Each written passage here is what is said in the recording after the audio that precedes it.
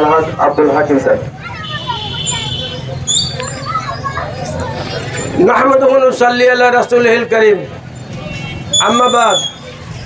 উপস্থিত সম্মানিত মুসলিম ভাতৃবৃন্দ, আসসালামু আলাইকুম ওয়া রাহমাতুল্লাহ। আপনারা অবগত আছেন, বর্বর ইসরায়েলি বাহিনী আমাদের মুসলমান ভাইদের প্রতি গাজায় যে নিষ্ঠুরতম হামলা, বর্বরচিত যে হামলা, বিমান হামলা এবং স্থল হামলা অভিযান পরিচালনা করেছে, দীর্ঘ 15 মাস পরেও এই হামলার যখন একটা সন্তোষজনক যুদ্ধবিরতি ঘোষণা করা হয়েছিল, যুদ্ধবিরতিকে লঙ্ঘন করে সম্পূর্ণরূপে বৃদ্ধাঙ্গুলি দিকে সম্পূর্ণরূপে বেঈমানি করে মধ্যরাতে যখন গাজার শিশুরা, মুসলমানেরা, মুসলমান ভাই বোনেরা যখন ঘুমিয়েছিল, সেহরি খাওয়ার পূর্ব মুহূর্তে তাদের উপরে বর্বরচিত রকেট হামলা, বিমান হামলা পরিচালিত করা হয়। এতে করে তারা আতঙ্কিত হয়ে একদিনে 404 জন নারী, শিশু, মুসলিম ভাই বোনেরা হত্যা হয়েছে, তাদেরকে শাহাদাত বরণ করা হয়েছে। সম্মানিত ভাইরা, আসুন আমরা বাংলাদেশের চন্দরিয়ার মাটি থেকে আমরা তীব্র প্রতিবাদ এবং নিন্দা জ্ঞাপন করছি। সম্মানিত ভাইরা, আমরা সব মুসলমান ভাই ভাই, এক মুসলমানের প্রতি যখন আঘাত হয় তো আর এক মুসলমান ঠিক থাকতে পারে না, আর এক মুসলমানের গায়ে সেটা আঘাত লাগে। অত্যন্ত দুঃখের বিষয়, আজকে গাজাতে সম্পূর্ণরূপে ধ্বংস স্তূপে পরিণত করা হয়েছে। গাজার সমস্ত বাড়িঘর সব ধ্বংস করে দেওয়া হয়েছে। একটা বিরান মরুভূমিতে গাজাকে পরিণত করা হয়েছে। যেখানে থেকে সুখের সাজানো ঘর সংসার ছিল, সব তছনছ করে দেওয়া হয়েছে। এর উপরে তারা বন্ধ করে দিয়েছে তাদের যে ত্রাণ সামগ্রী যাওয়ার যে সমস্ত বাহন, সেই ত্রাণ সামগ্রী ঢুকতে দিচ্ছে না। শিশুরা পানির তৃষ্ণায় কাতরাচ্ছে, মৃত্যুর সঙ্গে কাতরাচ্ছে। যখন তারা হাসপাতালে যাচ্ছে, হাসপাতালেও তাদের প্রতি আক্রমণ করা হচ্ছে। আপনারা অবগত আছেন, ইসরায়েলি যে নতুন প্রধানমন্ত্রী, তাকে তার স্ত্রী সহ হাসপাতালে যখন তারা চিকিৎসা নিচ্ছিলেন, হাসপাতালে বম্বিং করে হাসপাতাল সম্পূর্ণরূপে ধূলিসাৎ করে দিয়ে তাদেরকে হত্যা করা হয়েছে। সম্মানিত ভাইরা, আজকে আমরা বাংলাদেশের মাটিতে, আমরা চন্দরিয়ার মাটিতে আমরা অত্যন্ত সুখে, অত্যন্ত আনন্দের সহিত আমরা রোজা পালন করতেছি, সিয়াম পালন করতেছি, আমরা সেহরি খাচ্ছি। কিন্তু আজকে গাজার কি অবস্থা, আমাদের ওই ভাইদের কি অবস্থা? তারা আজকে সেহরি খেতে পারতেছে না, তাদের আজকে পানি নাই, তাদের খাদ্য নাই, তাদের থাকার জায়গা নাই। এমনকি তারা যে বাস্তু হারা হয়ে তাঁবু নিয়ে এক জায়গা থেকে আরেক জায়গায় ঘুরে বেড়াচ্ছে, সেখানেও তাদেরকে হামলা করে হত্যা করা হচ্ছে। একই দিকে বিমান হামলা, একই দিকে স্থল হামলা, এভাবে সম্পূর্ণরূপে বিধ্বস্ত করা হয়েছে গাজাবাসীকে। আসুন আমরা এই চন্দরিয়ার মাটি থেকে আওয়াজ তুলি যে আমরা যে সমস্ত ইসরায়েলি পণ্য আমরা ব্যবহার করি, আমরা সবাই সিদ্ধান্ত নেই আজ থেকে আমরা ইসরায়েলি পণ্য সম্পূর্ণরূপে বর্জন করলাম। আমরা আর কোনো ইসরায়েলি পণ্য ব্যবহার করব না। দোকানদার ভাইদের প্রতি আহ্বান করব, আপনারা ইসরায়েলি যে সমস্ত পণ্য, এই পণ্যগুলি আপনারা আর কেনাবেচা করবেন না। সম্মানিত ভাইরা, আসুন ইসরায়েলি পণ্যের পরিবর্তে আমাদের দেশীয় যে সমস্ত পণ্য রয়েছে আমরা সেই পণ্যগুলোকে ব্যবহার করি এবং আমরা সবাই আওয়াজ তুলি যে ইসরায়েল অবিলম্বে এই গণহত্যা বন্ধ করো, ইসরায়েল অবিলম্বে এই গণহত্যা বন্ধ করো, নাহলে অনেক বেশি মাসুল তোমাদেরকে দিতে হবে। এই আহ্বান জেনে আমি আপনাদের সকলকে ধন্যবাদ জানিয়ে আমার কথা শেষ করছি। আসসালামু আলাইকুম ওয়া রাহমাতুল্লাহ।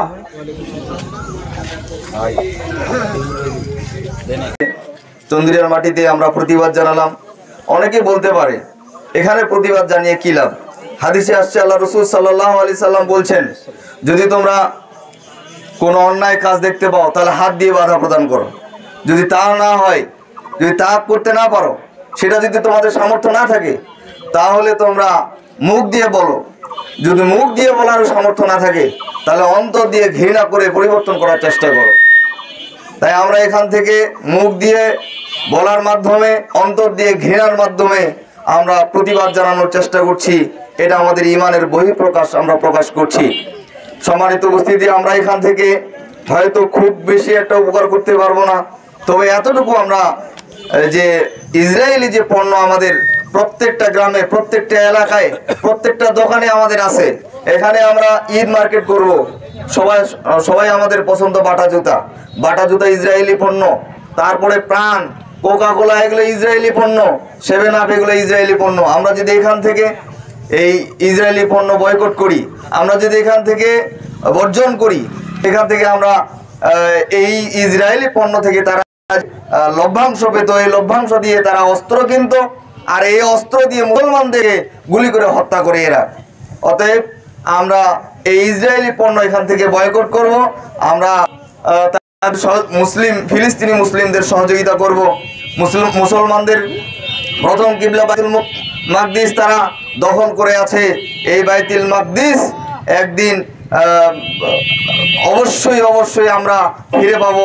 আল্লাহ রাসূল সাল্লাল্লাহু আলাইহি সাল্লাম ভবিষ্যৎবাণী করে গেছেন।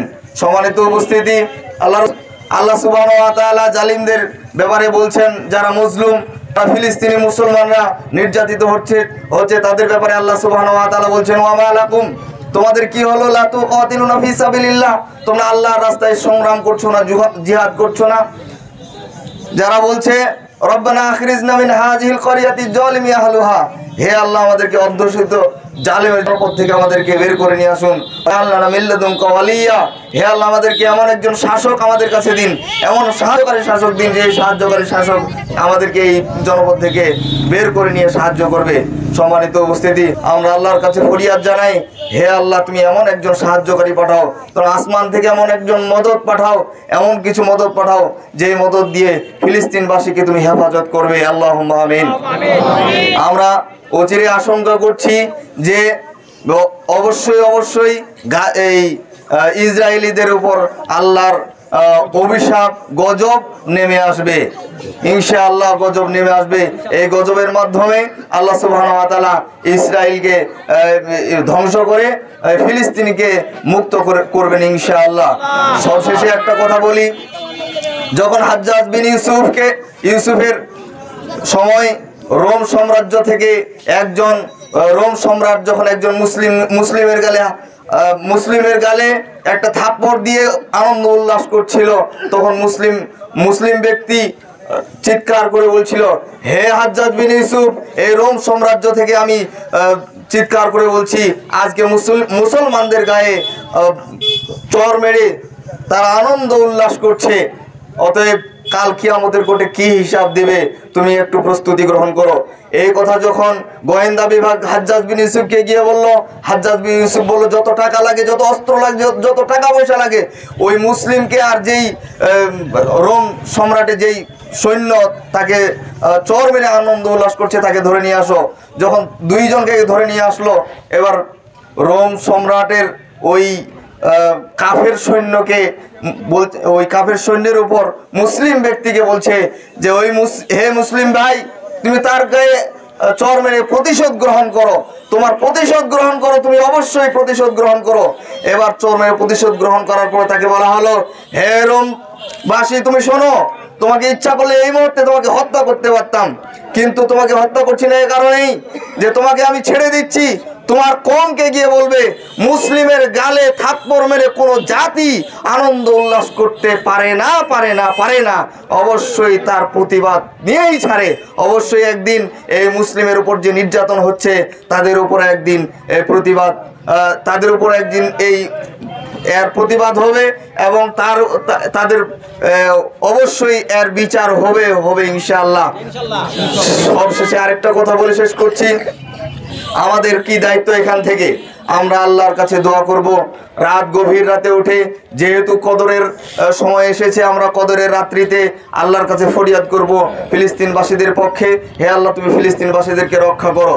শেষ আরেকটা, যে আমাদের যে সন্তানরা জন্মগ্রহণ করছে তাদের প্রথম যে সবক হবে যে ফিলিস্তিনবাসীকে রক্ষা করা এবং বাইতুল মুকাদ্দাস দখল করা। এটাই হলো প্রথম সবক, যে তোমার জন্মই হয়েছে এই বাইতুল মুকাদ্দাস দখল করার জন্য। আলহামদুলিল্লাহ, সমস্ত প্রশংসা আল্লাহর, যে আল্লাহ হায়াতের মালিক এবং মৌতের মালিক। আমরা অত্যন্ত ভারাক্রান্ত হৃদয় এখানে উপস্থিত হয়েছি সিয়ামের মাসে আমরা একদিকে সুন্দরভাবে সাহারি খাচ্ছি, আবার দিনের অপর প্রান্তে কত সুন্দর ফলমূল খাওয়া দাওয়া নিয়ে ইফতারি সারছি।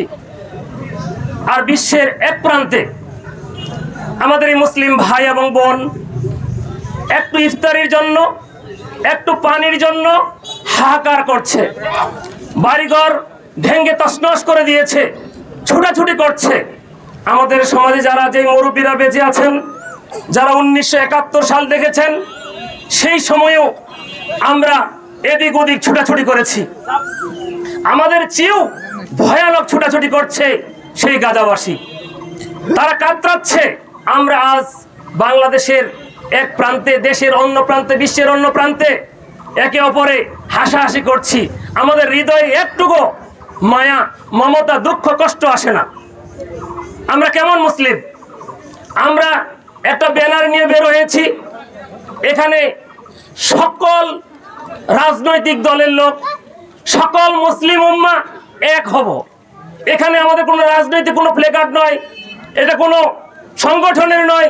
আমরা সকল চন্দরিয়াবাসী, আমরা মুসলিম। আমাদের একটি পরিচয়, আমরা মুসলিম। অপর প্রান্তে এক মুসলিম ভাই নির্যাতিত হচ্ছে, এর প্রতিবাদে আমরা এখানে উপস্থিত হয়েছি। আমরা যদিও ফিলিস্তিনে যুদ্ধ করতে যেতে পারবো না, আমরা যদিও গাজায় সহায়তা করতে পারবো না, কিন্তু এখান থেকে প্রতিবাদটুকু জানাবো, হৃদয়ে একটু ঘৃণা জন্মাবো, এটুকুই আমরা মনে প্রাণে বিশ্বাস করি। আমরা আল্লাহর কাছে দোয়া করবো, আল্লাহ, আমরা মজলুম, আমরা নির্যাতিত, জালিম শাসক, জালিম নেতা আমাদের উপরে বর্বরচিত অত্যাচার করছে। আল্লাহ, তুমি তো বদরের প্রান্তরে নবীকে সাহায্য করেছিলে, তেমনি ভাবে এখন কোনো নবী নেই, কোনো রাসূল নেই, কোনো সাহাবী নেই, কোনো তাবিঈন নেই। আমরা মজলুম, তোমার কাছে শূন্য হাত তুলে দোয়া করব, আল্লাহ তুমি আমাদের খালি হাতখানা ফিরে দিও না। আমরা যখন এই সালাতে দণ্ডায়মান হব, অবশ্যই আমার নির্যাতিত মুসলিম ভাই বোনদের জন্য একটিবার হলেও আল্লাহর কাছে ফরিয়াদ করব, আল্লাহ তুমি তো বলেছো মজলুমের হাত, মজলুমের দোয়া তুমি কবুল করো। সম্মানিত মুসলিম দিনী ও ভাই, আপনারা যে যেখানে আছেন, যে প্রান্তে আছেন, যে স্তরে আছেন, আপনারা সবাই এই জালিম সরকারের বিরুদ্ধে রুখে দেওয়ার চেষ্টা করবেন এবং প্রত্যেক সালাতে, প্রত্যেক দোয়ায় আল্লাহর কাছে ফরিয়াদ করবেন, আমরা মজলুম থেকে যেন হেফাজত হতে পারি। আমার নিরীহ ভাইরা যেখানে প্রাণ দিচ্ছে শিশুরা, সেখানে তারা যেন একটু সুস্থির নিস্তেজ ছড়াতে পারে। আমরা সকলেই তাদের জন্য দোয়া কামনা করব, তাদের পরে যেন আল্লাহ রহম করে, এই আশাবাদ ব্যক্ত রাখে আমি আমার সংক্ষিপ্ত আলোচনা শেষ করছি। আসসালামু আলাইকুম ওয়া রাহমাতুল্লাহ।